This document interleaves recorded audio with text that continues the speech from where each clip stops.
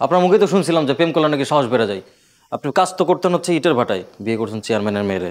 আমার সঙ্গে তুলনা করতেছিস? হ্যাঁ, কোথায় বুকির পাটা আর কোথায় শিলির পাটা? আমি যদি কখনো কাউকে বিয়ে করি সেটা নিজের পছন্দে, নিজের সিদ্ধান্তে বিয়ে করি। ও, নিজেরটা ঠিক করে ফেলেছো? তারপর একদিন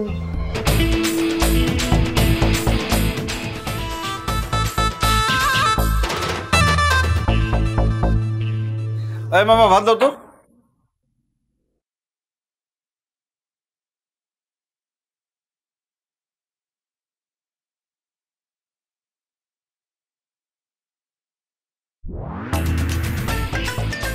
মামা আমাকে একটা ভাত দাও তো।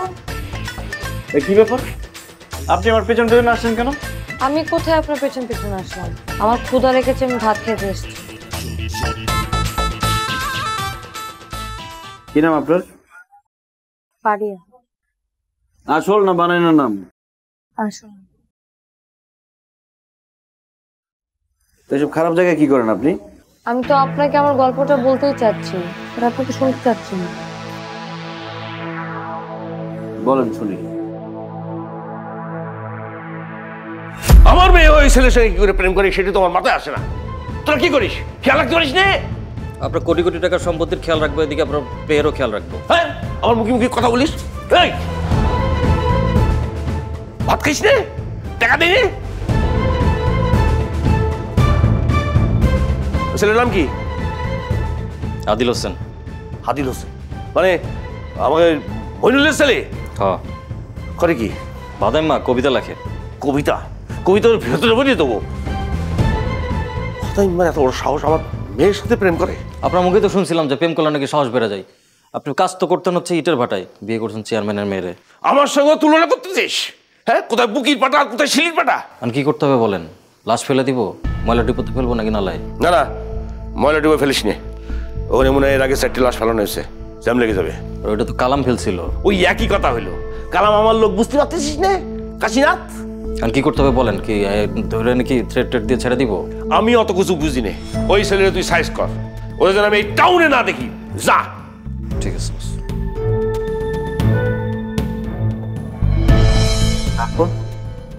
তারপর একদিন আজ থেকে বাইরে তুই একটু কম যাতায়াত করবি।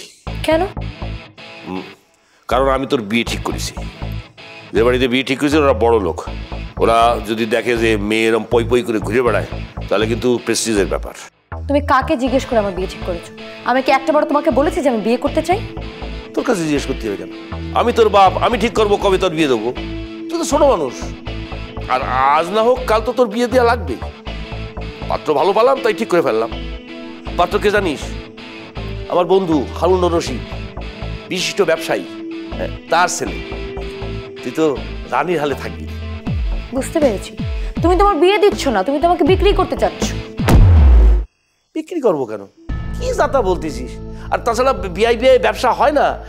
ওদের সঙ্গে ব্যবসা হলে পরে তো আমাদের ব্যবসা মনে কর 10 গুণ বেড়ে যাবে। তুমি তো আমার সুখের কথা চিন্তা করছো না বাবা, তুমি তোমার ব্যবসার লাভের কথা চিন্তা করছো।